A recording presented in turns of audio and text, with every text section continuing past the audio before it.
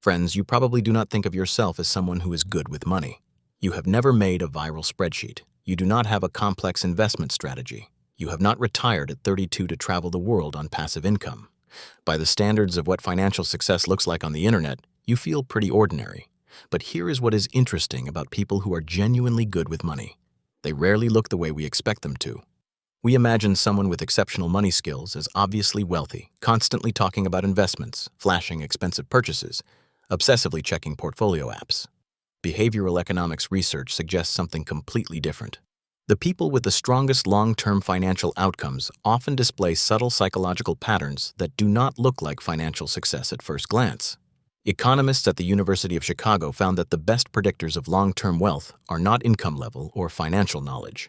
There are specific behavioral patterns in how people process decisions about money. And most of these patterns are not even recognized as unusual by the people who have them. I own a bank, friends. Every single day, I look at dozens of people's financial statements. And today, I am going to tell you 15 signs that you might be better with money than you realize. Some of these will feel obvious, some will feel contradictory.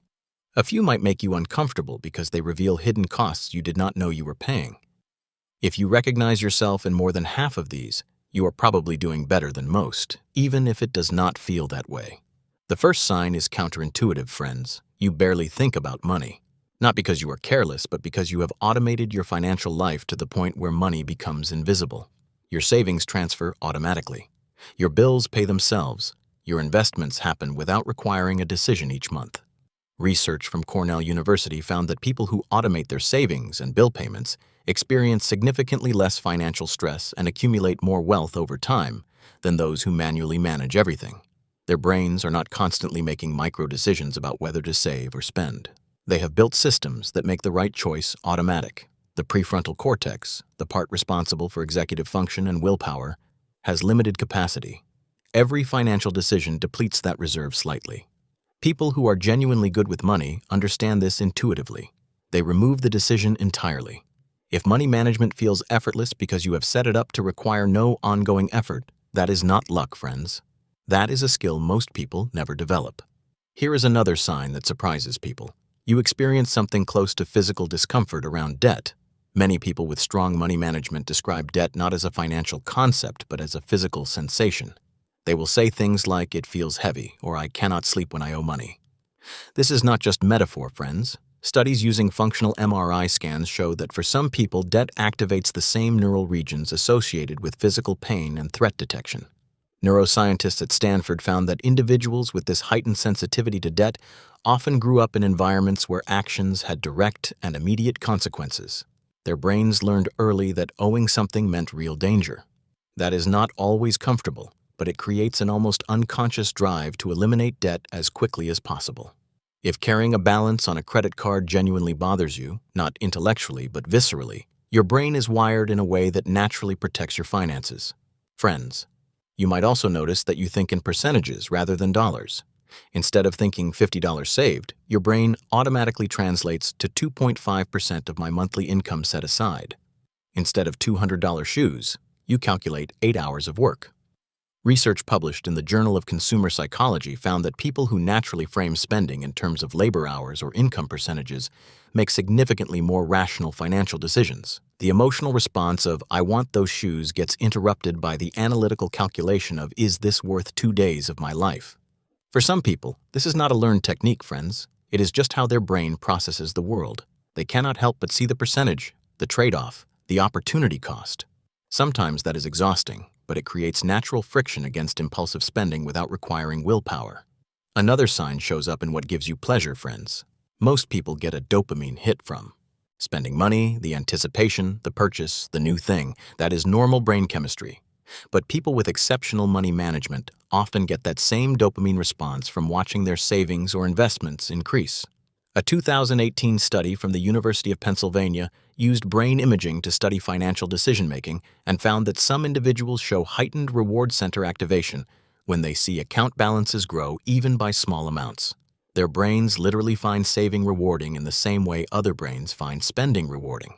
This is not about being cheap or depriving yourself, friends. If watching your net worth tick upward genuinely feels good, not just satisfying intellectually but actually pleasurable, Your brain chemistry is giving you an enormous advantage. The dopamine hit from buying something fades quickly. The satisfaction of watching compound interest work never gets old. Here is one that seems backward, friends. You overthink small purchases but make large financial decisions relatively quickly. You will spend 20 minutes researching which brand of coffee to buy, comparing per ounce costs. But then you will confidently invest $10,000 in an index fund without much hesitation. This makes sense when you understand how the brain processes pattern versus anomaly. Small purchases are patterns, repeated decisions that compound over time. A study from MIT found that people who carefully optimize recurring small expenses tend to build significantly more wealth than those who only focus on big purchases, friends. Because the small decisions happen hundreds of times per year. The large financial decisions, by contrast, have usually been pre-decided through research and planning. When the moment comes, it is just execution. If you agonize over a $5 subscription but feel calm about your retirement contributions, your priorities are actually in the right order. Another telling sign is that you feel genuinely uncomfortable with lifestyle inflation. Friends, most people experience what economists call lifestyle creep. As income rises, spending rises to match. But people with strong money management describe a psychological resistance to this pattern. They feel genuinely uncomfortable when their spending starts matching their income too closely. Research from the National Bureau of Economic Research found that individuals who maintain significant income to spending gaps, regardless of income level, accumulate wealth at rates far exceeding their peers. This is not always pleasant, friends. They describe feeling out of place, like they are living below their means, even when their means have grown substantially. Their brain has anchored to a certain spending baseline, and increasing it feels wrong. Not morally wrong, just wrong, like wearing shoes that do not fit. This creates social friction sometimes, friends. Friends wonder why you still drive the same car. Family questions why you do not upgrade your house. But your internal comfort zone has not shifted just because your bank account has. People who are good with money also tend to treat their future self as a real person, not an abstract concept, friends. When they imagine themselves at 65, retired, living on savings, that person feels vivid and present. Studies using virtual reality at Stanford's Virtual Human Interaction Lab found that when people interact with aged avatars of themselves, their saving behavior changes dramatically. But some people naturally have this mental connection without the technology. When they are considering a purchase, they are not just thinking, "Does I want this now?" They are thinking, "Does 65-year-old me wish I had this or wish I had invested this instead?" And they genuinely care what that future person thinks because to them that future person is already real. Related to this is something psychologists call affective forecasting. Friends, you experience buyer's remorse before you buy. Most people feel that sinking regret after a purchase, getting home and thinking, "Did I really need that?" But people with strong money management often feel it in advance. They feel the regret before the transaction happens. A 2017 study from Princeton found that individuals with strong affective forecasting abilities in financial contexts make fewer impulsive purchases and report higher long-term financial satisfaction. Their brain runs the simulation, friends. I buy this, I get home, I feel foolish. And they feel that foolishness now, before the money leaves their account. It creates a natural brake on impulse spending, not through discipline, but through accurate emotional prediction. You might also notice that you know your numbers without having to check, friends. If someone asked you right now what your checking account balance is, your total debt, your approximate net worth, you would be close without opening an app. Not because you obsessively monitor it, but because you have developed an ambient awareness of where you stand. This awareness is not about anxiety, friends. It is about orientation. The same way you roughly know how much gas is in your car or how much food is in your fridge, you know where your finances are. That background awareness prevents the kind of drift where people suddenly discover they have been overspending for months without realizing it. Here is another sign that is easy to miss, friends. You do not feel the need to tell people about your money situation. When you make a smart financial move, paying off debt, hitting a savings milestone, getting a raise, you do not feel compelled to announce it. You might not tell anyone at all. This is not about secrecy. It is about where your validation comes from. People who are genuinely good with money tend to derive satisfaction from the progress itself, not from other people recognizing the progress, friends. The number in the account is the reward. The external validation is unnecessary. Contrast this with people who post every financial win on social media or find ways to mention their investments in unrelated conversations. The need to broadcast often indicates that the internal satisfaction is not sufficient. They need external confirmation that they are doing well. If your financial progress feels complete without anyone knowing about it, you are operating from a more stable psychological foundation, friends. There is also something that sounds dark, but is actually protective. You carry detailed mental scenarios of financial disaster, job loss, medical emergency, economic collapse, market crash. You have mentally walked through these scenarios repeatedly. You have already grieved the hypothetical loss of income, already planned for the potential market crash, already figured out how you would survive. Psychologists call this defensive pessimism, a strategy where people set low expectations and mentally rehearse potential problems. Friends, research from Wellesley College found that defensive pessimists actually perform better in uncertain situations because they have already processed the anxiety in advance. This probably contributes to financial anxiety even when things are going well. But it also means you build robust emergency funds, diversify income streams, and avoid over-leveraging because you can vividly imagine what happens if you do not. You might recognize this one, friends.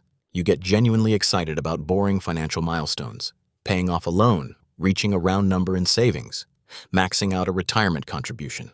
These events create real emotional responses for you, not just intellectual satisfaction, but actual excitement. Most people's brains do not generate much dopamine from watching a debt balance hit zero or a savings account cross a threshold. But if you found yourself genuinely happy about reaching a 6-month emergency fund, or felt a rush when your net worth crossed into positive territory, your reward system is aligned with behaviors that build long-term wealth. Friends, in 2026, when the IRS 401k limit is $24,500, some people will feel nothing when they max it out. You might feel like you just won something. That feeling is an advantage most people do not have. Here is one that can be socially awkward, friends. You research purchases for longer than the purchase takes to use. A $30 item might get 2 hours of research, reading reviews, comparing options, calculating cost per use, checking if it goes on sale. The time invested exceeds any reasonable return on that time. But this behavior is not actually about the $30, friends. It is about pattern recognition. Your brain is building models of quality, value, and durability that apply to hundreds of future decisions. The research on this purchase informs your intuition on the next one. People who are good with money often describe this as something they cannot turn off. They know intellectually that the marginal benefit of more research is minimal, but the process itself feels necessary. You might also notice that when you say no to something, you feel relief rather than deprivation. Friends, turning down an expensive dinner invitation, skipping the upgraded hotel room, passing on the limited time offer. For most people, saying no feels like sacrifice, like missing out on something they wanted. But people with strong money management often describe saying no as genuinely relieving. The pressure of the decision lifts, the money stays where it belongs, the future stays protected. This is not about not wanting nice things, friends. It is about the weight of spending feeling heavier than the pleasure of having. When no feels better than yes, your emotional relationship with money is working in your favor. And here is the one that reveals the hidden cost of all of this, friends. You sometimes feel guilty about spending on yourself even when you can afford it, even when you have hit your savings goals, even when the purchase is reasonable, even when you have earned it. Your brain has been so thoroughly trained to associate spending with loss, with choosing present pleasure over future security, that it is hard to turn that off. A 2020 study published in the Journal of Economic Psychology found that individuals with high savings rates often experience more guilt around discretionary spending than those who save less, even when their financial situations are objectively secure. You know intellectually that you can afford that vacation, that nice dinner, that new laptop, but emotionally it feels like betraying yourself, like breaking a promise to your future self, friends. And here is what nobody tells you about being good with money. Sometimes it does not feel good. Sometimes it feels like denying yourself constantly, even when the denial is not necessary anymore. So what does all of this actually mean, friends? When you look at these 15 signs, they do not all look like advantages. Some look like anxiety, some look like overthinking, some look like an inability to enjoy the present moment. And you would be right. That is exactly what they can be. The psychology of money management is complicated. These are not people who have simply mastered some financial techniques. These are people whose brains process risk, reward, time, and security differently. Sometimes that difference came from childhood experiences. Sometimes it is just neurology. Sometimes it developed as a coping mechanism during financial hardship. Research from the University of California shows that the strongest predictor of long-term financial success is not intelligence or even initial wealth, friends. It is something called delay discounting, the ability to value future rewards nearly as much as immediate ones. Most people's brains massively discount the future. A dollar today feels worth much more than a dollar in 10 years, even accounting for inflation and interest. But people with exceptional money management have flatter discounting curves. Future money feels almost as real as present money. That changes everything about how you make decisions, friends. Your entire financial life might be shaped not by your knowledge or discipline, but by how much your brain naturally discounts future value. That is simultaneously liberating and uncomfortable. Liberating because it means if you struggle with money, you are not broken or lazy. Your brain just values time differently. Uncomfortable because it suggests financial success might be less about choice than we like to believe, friends. But here is where it gets hopeful. While the baseline tendency might be neurological, the behaviors can be learned and automated. Even if your brain naturally discounts the future heavily, you can build systems that work around that. Automatic transfers, artificial friction on spending, gamification of saving. These create the same outcomes without requiring the same natural wiring, friends. The people with exceptional money management skills are not special because they have these psychological patterns.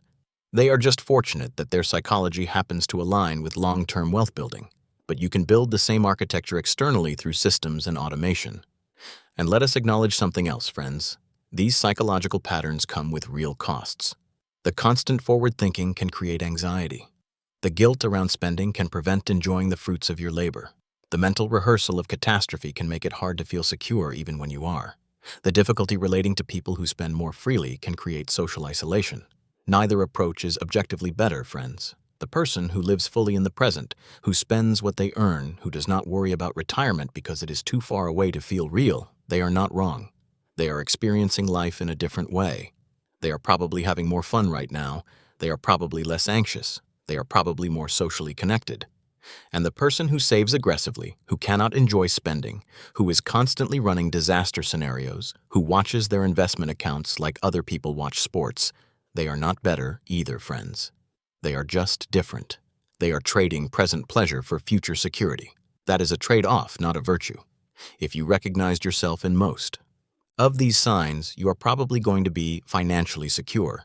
But remember to actually enjoy some of it, friends. Your future self will be grateful for the preparation. But do not sacrifice your present self entirely to a person who does not exist yet.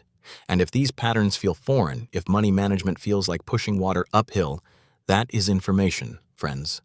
You can either build systems that make it automatic so you do not have to rely on a brain that is not wired for it, or you can accept that your values might lie elsewhere, and that is legitimate too. But here is what ties all of this together, friends. Understanding your own psychology around money is itself a form of financial literacy. It is not just about knowing how compound interest works or what a Roth IRA is. It is about understanding why you make the decisions you make, what triggers your spending, what makes saving feel rewarding or punishing, how your brain discounts the future, what emotional patterns drive your financial behavior. Most people never examine any of this. They just react to money situations without understanding the machinery underneath, friends. And that lack of self-awareness costs them, sometimes thousands of dollars per year, sometimes their entire financial trajectory.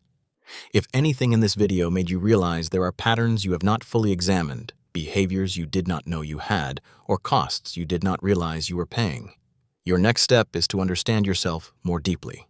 Friends, because understanding yourself is not about judgment, it is about working with reality instead of fighting it. And that might be the most valuable financial skill you can have.